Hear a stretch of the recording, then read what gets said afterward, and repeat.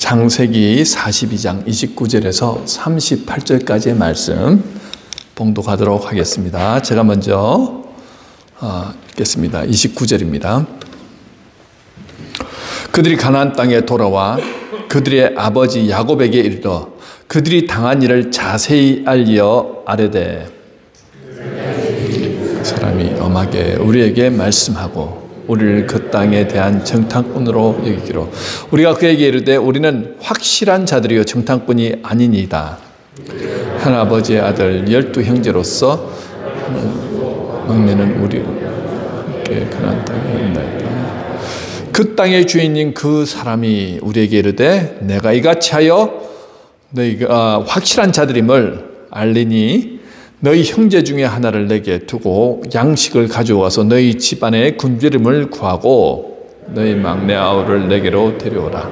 그러면 너희가 정탐꾼이 아니요 확실한 자들임을 내가 알고 너희 형제를 너희에게 돌리려니 나라에서 무역하리라 하더이다 하고 각기 자루를 쏟고 본즉 각 사람의 동뭉치가 그 자루 속에 있는지라 그들과 그들의 아버지가 동뭉치를 보고 다 두려워하더니 그들에게 이르되 자식들을 잃게 하는도다. 요셉도 없어졌고 시몬도 없어졌거늘 베냐민을 또 빼앗아가고자 하니 이는 루벤이 그의 아버지에게 말하여 이르되 내가 그를 아버지에게로 데리고 오지 아니하거든 내 두 아들을 죽이소서 그를 내 손에 맡기소서 내가 그를 아버지께로 데리고 돌아오리이다. 야곱이 이르되 내 아들은 너희와 함께 데려가지 못하리니 그의 형은 죽고 그만 남았음이라. 만일 너희가 그 길에서 재난이 그에게 미치면 너희가 내 흰 머리를 슬퍼하며 서울로 내려가게 되리라. 아멘. 자, 오늘은 내려놓음의 은혜라는 제목으로 말씀을 전하도록 하겠습니다. 오늘은 2024년의 마지막 주일입니다. 오늘 설교를 준비하면서 어떤 주제로 말씀을 전할까 고민하면서 지난 한 해를 되돌아보았습니다. 항상 해마다 느낀 사실은 참 어쩌면 이리도 1년이라는 시간이 이렇게 빨리 지나가는가 하는 것입니다. 그러면서 늘 따라오는 생각은 한 해를 시작하면서 작정하고 기도하며 간절히 바랬던 일들이 이루어지지 않은 것에 대해서 참 안타까운 마음이 들었다는 거죠. 물론 이루어진 일들도 있었지만 이루어지지 않은 일들도 있었다는 것입니다. 왜 그럴까요? 전 나름 기도 생활, 신앙생활 열심히 했고 성실하게 살아왔는데 왜 그 일들이 이루어지지 않았는지 한참을 고민하고 생각해 보았습니다. 물론 하나님의 뜻이 있고 하나님의 때가 있습니다. 하지만 제가 스스로 내린 답은 문제는 내 안에 있었구나 하는 것이었습니다. 한마디로 내 안이 문제로 가득 차 있으니까 하나님을 바라보지 못하고 하나님 앞에서 진정한 내려놓음이 없었구나 하는 것이었습니다. 우리는 종종 내려놓아야 할 것을 붙들고 씨름할 때가 있습니다. 내려놓으면 잃어버릴 것 같고 손해볼 것 같아서 도저히 내려놓을 수가 없습니다. 오늘 본문에 나오는 야곱이 그랬습니다. 하나님께서는 그에게 사랑하는 아들 베냐민을 내려놓게 하십니다. 그런데 놀랍게도 야곱이 베냐민을 내려놓았을 때 하나님께서 준비하신 더 큰 축복이 그와 그의 가족에게 임하더라는 거지요. 오늘 이 말씀을 통해서 내려놓음의 은혜와 하나님께 맡김의 축복을 경험하는 그런 시간이 되었으면 좋겠습니다. 자, 야곱의 상황을 한번 살펴볼 필요가 있습니다. 야곱은 하나님으로부터 큰 민족을 이룰 것이라는 그런 언약의 약속을 받은 사람입니다. 그런데 야곱의 삶은 참으로 순탄하지 않았죠. 오늘 본문을 보면요, 야곱이 살고 있는 땅에 기근이 들어서 더 이상 식량을 구할 수 없을 정도가 되었습니다. 하지만 애굽 땅은 달랐습니다. 그 당시에 애굽에는 지혜로운 국무총리 요셉이 기근이 올 것을 미리 알고는 창고를 지어가지고 창고 안에 많은 식량을 비축해 두었던 것입니다. 그 소식을 듣고 야곱은 아들들을 애굽 땅으로 보내서 식량을 구해오게 하였습니다. 그런데 그 애굽에 갔던 아들들이 돌아와서 기가 막힌 보고를 하는 거예요. 그것이 오늘 본문의 내용이죠. 애굽에 내려갔다가 애굽의 총리를 만났는데 자기들을 정탐꾼으로 몰았다는 거예요. 그래서 자기들은 가나안 땅의 한 아버지에게서 태어난 아들들인데 형제는 12명이고 한 아들은 이미 죽었고 막내는 아버지와 함께 있으며 우리 10명은 식량을 구하기 위해서 그 땅에서 이 애굽으로 왔습니다라고 말을 했음에도 그 총리는 둘째 아들 시므온을 인질로 잡고서 식량을 내어줍니다. 그리고 너희가 식량을 고향에 갖다 주고 다시 식량을 구하러 올 때는 반드시 막내 베냐민을 데리고 와야 한다라는 겁니다. 그러면 너희가 정탐꾼인지 아닌지 내가 알겠고 너희 형제 시몬을 너희에게 돌려주겠고 너희가 이 땅에서 무역을 할 수 있도록 내가 허락을 해주겠다라는 것이에요. 그러면서 아들들은 다음에 식량을 구하러 갈 때는 반드시 베냐민을 데려갈 수 있도록 허락해 주십시오 하고 아버지에게 간청했지요. 그런데 야곱은 절대 베냐민을 데려갈 수 없다고 그렇게 말합니다. 자, 여러분도 잘 아시다시피 이 야곱은요, 아내가 4명이었습니다. 그 4명 중에서 가장 사랑한 아내가 라헬이었는데 이 요셉과 베냐민이 그 사랑한 아내 아들들, 소생이었습니다. 그러니까 처음에 요셉이 형들의 형들의 그 미움을 받아가지고 노예로 애굽에 팔려갔잖아요. 그리고 아버지에게는 그 들짐승들에게 물려서 죽었습니다. 그렇게 죽었다고 보고를 하죠. 그 아이가 요셉이 죽고 나서 이 야곱의 마음이 무너져도 엄청 무너졌습니다. 너무나도 상심을 했던 거예요. 그런데 이 막내로 태어난 베냐민, 이 베냐민이 만약에 볼모로 잡혀가서 가다가 해를 당한다든지 아니면 볼모로 잡혀서 노예가 된다든지 그러면 자기는 정말 이제는 자기는 죽을 것 같다. 그래서 나는 절대 못 보내주겠다. 지금 그렇게 된 거예요. 이 소식은 어떤 면에서는 하늘이 무너지는 절망적인 소식 아닙니까? 도대체 하나님의 뜻이 무엇인가? 왜 내게 이런 일이 계속 생기는가? 이런 생각이 아마 들었을 것입니다. 여러분, 자, 우리는 어떻습니까? 우리 또한 분명히 우리 길을 인도하시고 가장 좋은 것으로 선한 것으로 예비하시고 그렇게 하나님이 함께 하심에도 우리의 불확실한 미래 때문에 또 당장 눈앞에 닥치는 힘든 일들 때문에 좌절하고 낙심하고 실망하고 있지는 않으십니까?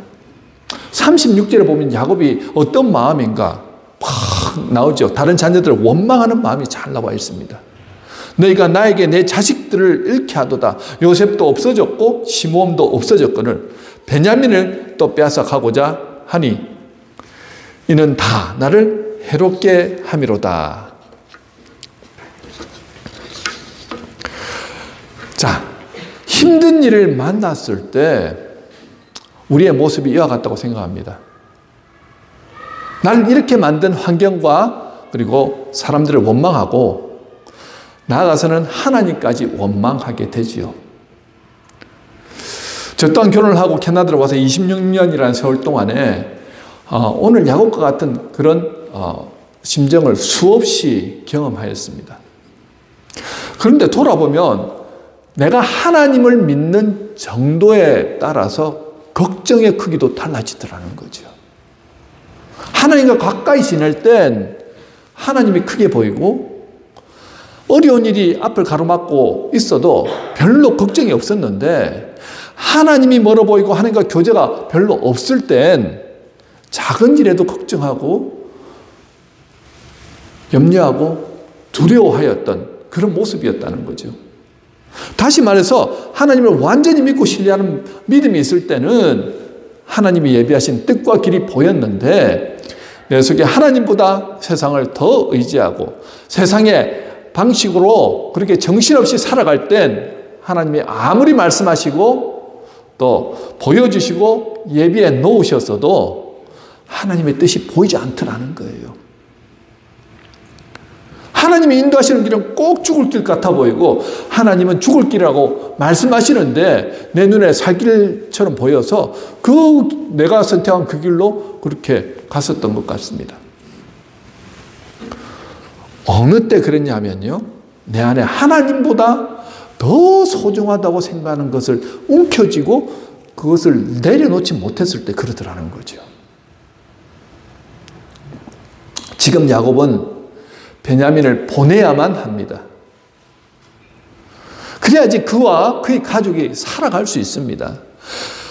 그럼에도 지금 자신이 사랑하는 막내 아들 베냐민을 내려놓지 못하는 거예요.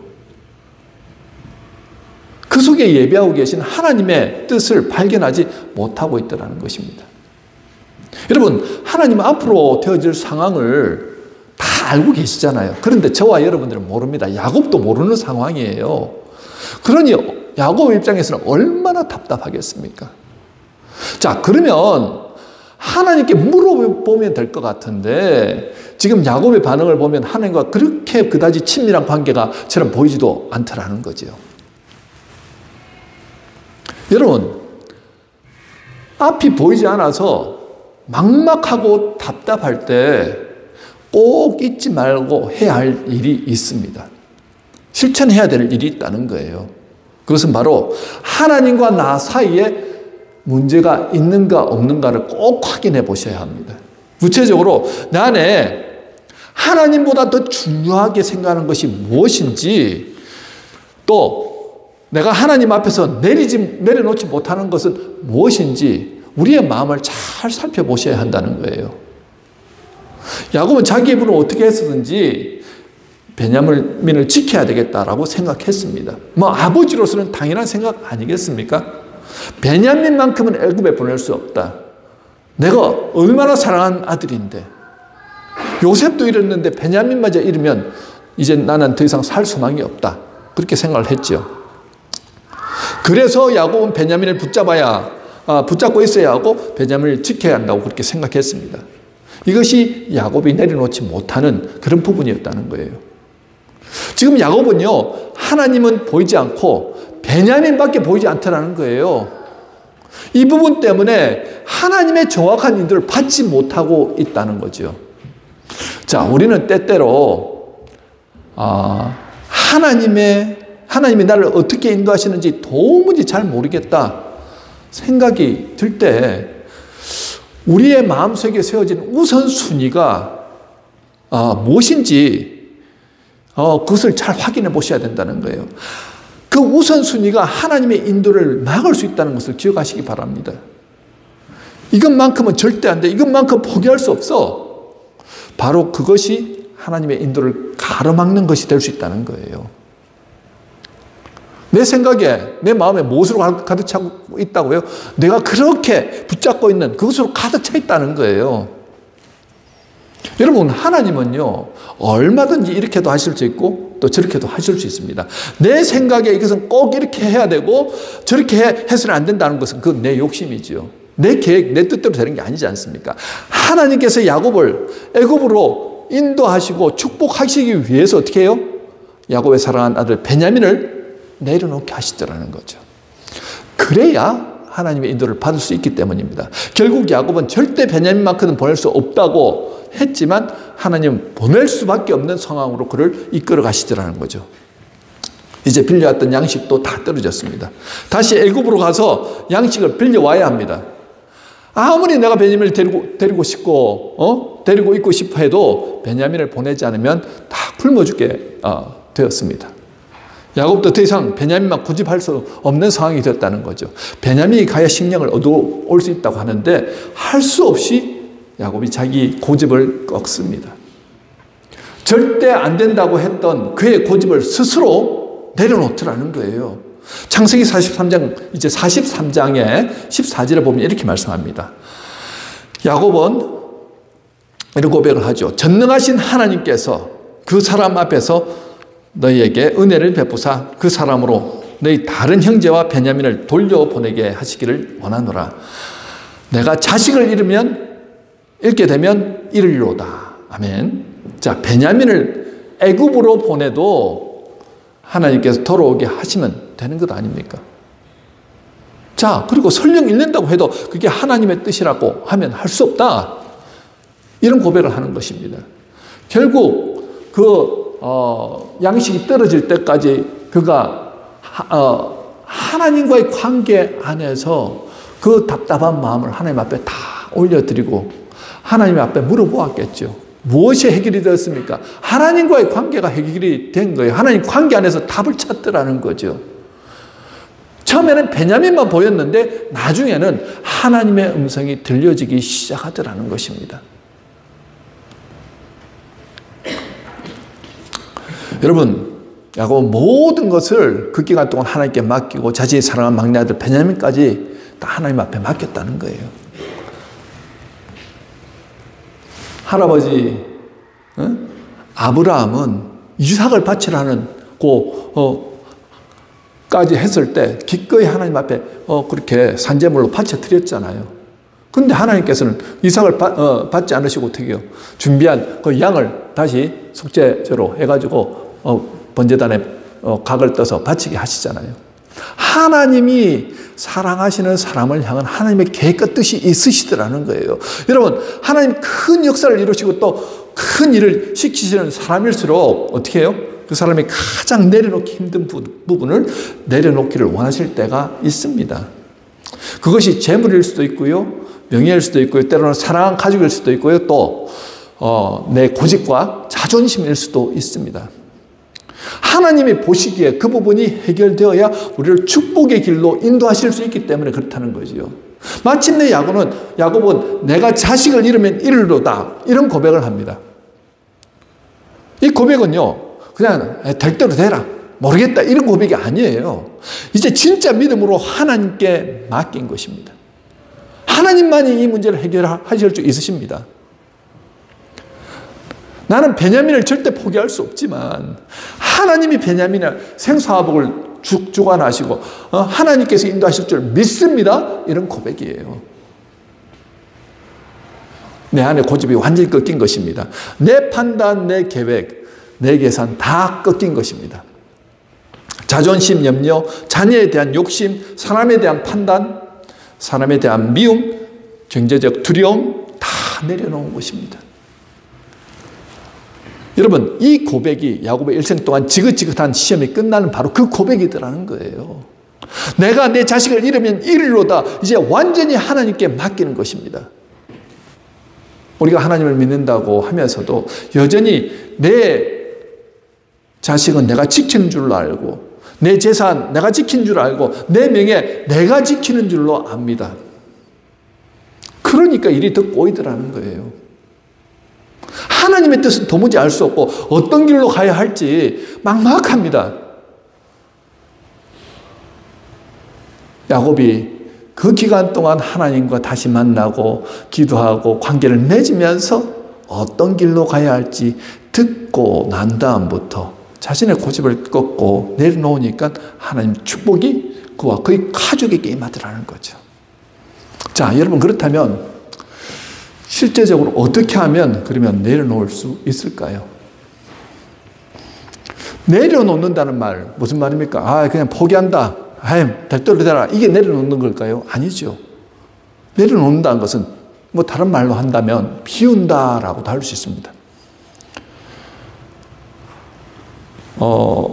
내 고집, 내 생각, 내 자존심, 내 욕심, 내가 가장 중요하게 생각하며 움켜쥐고 있는 것 다 내려놓는다는 겁니다. 그런데 이런 비움은요, 사실은 우리가 불교에서 명상을 통해 하는 그런 비움이죠. 불교에서는 다 비워야 깨달음이 있고 체험이 있다 그렇게 하잖아요. 그런데 우리 기독교에서는 내려놓는다는 것은 그런 비움이 아니라 조금 쉬운 말로 하면요, 하나님으로 가득 채운다라는 뜻입니다. 다른 어떤 것들이 내 마음을 사로잡지 못하도록 오직 주님만을 바라보고 주님과 함께하는 그것으로 가득 채운다는 것이에요. 한마디로 내 두 손이 주님 손을 꼭 붙잡고 있으니까 다른 것들을 붙들 수가 없는 거예요. 바로 이 상태, 하나님으로 가득 차 있는 상태가 내려놓음의 상태라는 거죠. 내가 다른 것들을 움켜쥐고 있을 때는 보이지 않던 그 하나님의 뜻이, 하나님의 계획이 하나님으로 가득 차 있으니까 그것이 눈이 열리면서 보이기 시작하더라는 것입니다. 여러분, 그럴 때 하나님의 뜻을 알 수가 있어요. 내 것 주십시오. 내 뜻대로 해 주십시오. 하나님 이거 아니면 안 됩니다. 우리가 강권적으로 기도하는 거 있잖아요. 막 날밤 그것도 필요하긴 하지만 내 뜻 이루어지는 게 아니고 그렇게 하면서 어떻게 해요? 하나님의 뜻을 깨닫더라는 거죠. 그러면서 감사하죠. 아, 하나님 내 뜻이 아니라도 괜찮습니다. 강권 기도하다가 이거 달라고 기도하다가 자기가 깨닫고는 아, 하나님의 뜻이 있군요 하면서 변화되더라는 거죠. 무엇으로 가득 차니까요? 하나님으로 가득 차니까. 그러면서 내 마음이 녹아나기 시작합니다. 내가 무엇을 어떻게 해야 될지 알게 되더라는 거죠. 여러분, 우리는 하나님 부르시는 그날까지 이 땅에서 살아가야 합니다. 하지만 내려놓는 훈련이 되지 않으면 끊임없는 좌절과 낙심을 경험할 수밖에 없다는 것이에요. 왜냐하면 하나님의 백성은요, 하나님과 함께 할 때 가장 행복한 삶을 살 수 있습니다. 믿으십니까? 하나님 우선순위가 되어야 여러분들이 가장 행복할 수 있다는 거예요. 웨스트민스터 소요리 문답 제1번이 무엇입니까? 그 제1번 질문이 사람의 제일 되는 목적이 하나님을 영화롭게 하고 하나님을 영원토록 즐거워하는 것이라고 그렇게 정의합니다. 즉 하나님을 우선순위에 두는 삶을 살아가라는 말이죠. 여러분, 하나님의 사람들은요, 하나님과 깊이 연결되어 있는 사람들입니다. 왜 그럴까요? 우리 모두는 하나님의 형상으로 창조됐습니다. 특별히 예수님을 믿음으로 구원받은 사람들은요, 하나님의 영의 오심을 통하여서 새 사람으로 거듭났지요. 하나님의 백성들은 하나님의 방식으로, 하나님의 뜻대로 살 때 가장 편안하고 안전하고 행복함을 누릴 수 있다고 제가 말씀드렸습니다. 그렇기 때문에 날마다 하나님과 교제하면서 살기를 하나님도 원하신다는 거예요. 이렇게 하나님과 연결되어 있고 하나님과 동행하다 보니까 하나님의 마음과 뜻을 알게 되고 우리 삶 자체가 하나님을 영화롭게 하고 하나님을 즐거워하는 삶을 살게 되더라는 거죠. 자연스럽게 어떻게 해요? 흘러나오게 되더라는 것입니다. 하지만 악한 영은 어떻게 합니까? 우리로 하여금 세상 일로 바쁘게 만들고 또 막 정신없이 만들어서 하나님과 교제하지 못하게 만들자는 것입니다. 여러분 기억하십시오. 여러분들 바쁘면서 가장 먼저 쉽게 중단하는 일이 기도하는 일 아닙니까? 사탄이 어떻게 해서든지 우리로 하여금 기도하지 못하게 만들어요. 여러분 기도하지 못하면요, 하나님의 뜻을 알 수 없고 하나님의 방식대로 걸어갈 수 없다는 거죠. 그러다 보니까 열심히는 살아갑니다. 우리 크리스찬들 중에 게으르게 그냥 시간은 대충 허비하면서 사는 분들 한 분도 안 계실 것입니다. 바쁘게는 살아가는데 과연 내가 하나님과 연결되어서 살아가고 있느냐, 아니면 내 노력, 내 힘, 내 뜻대로 그냥 정신없이 살아가고 있느냐, 바로 그 차이라는 거예요. 그렇게 살아가다 보니까 항상 내가 우선이고 내 뜻대로 가려고 합니다. 하나님은 항상 차선이죠. 그러니까 뭔가 내 안에 헛헛한 게 있어요. 하나님으로 가득 차지 못하니까 자꾸 뭔가 공허함을 느낍니다. 영적인 방황을 하더라는 거예요. 열심히 살아감에도 불구하고 영적인 방황을 합니다. 여러분, 하나님 없이 내가 주인이 되어서 내 마음대로 살면서 고통과 절망 가운데 살도록 하는 것이 바로 악한 영이 우리를 넘어뜨리는 주요 전략이라는 거예요. 우리의 삶에서 이 내려놓음이란 내 삶을 하나님으로 가득 채우는 것입니다. 내가 하나님과 함께하면 내가 걸어가는 그 길이 하나님과 함께하는 길이 되고 하나님이 다스리고 통치하는 자리가 된다는 것이에요. 일이 되도록 하더라는 것입니다. 내가 노력해가지고 일이 되는 게 아니고 내가 있는 곳에 하나님과 함께하다 보니까 자연스럽게 일이 됩니다. 여러분, 우리는요, 작은 것으로부터 이 내려놓음의 훈련을 실천해 보아야 한다는 거예요. 학생들은요, 자신의 성공을 위해서 열심히 공부를 하면서 달려가지 않습니까? 하지만 내가 원하는 결과를 얻지 못했을 때 실망하고 좌절하고 원망합니다. 학생들 잘 들으세요. 그런데요, 어려운 공부의 목적은 하나님의 영광을 위한 것입니다. 그렇다면 그 목적을 위해서 최선을 다해서 목표한 결과에 노력하면서 가더라도 이르지 못했다 할지라도 괜찮다는 거예요. 왜요? 과정 가운데 내가 하나님과 함께 한 거예요. 하나님의 영광을 위해서 열심히 공부한 것입니다. 그러면 하나님이 영광 받으시는 거예요. 1등 아니라도 괜찮다. 그래, 너 그 마음으로 꾸준히 네가 있는 곳에서 더 열심히 공부하려면 하면서 하나님 위로하고 격려해 주시죠. 다시 일어날 수 있는 힘이 생기더라는 것입니다. 직장에서 성공을 위해서 최선을 다해 일했음에도 좋지 못한 결과가 나왔을 때 화도 나고 낙심도 되죠. 하지만 직장에서 일하는 그 순간순간이 하나님과 함께하는 순간이에요. 하나님으로 가득 채운 순간이에요. 내가 하는 일이 하나님께 영광 올려드리는 일들이에요. 그래서 그 과정이 중요하죠. 그러다 보니까 내 안에서 어떻게 해요? 기쁨으로 그 일을 감당하게 됩니다. 설사 원하는 대로 결과가 나오지 않더라도 하나님이 영광 받으셨어요. 그리고 다음에 어떻게 해요? 또 더 열심히 해서 좋은 결과를 내도록 또 달려가더라는 거죠. 지치지 않습니다. 실망하지 않습니다. 왜요? 하나님이 함께 하시니까요.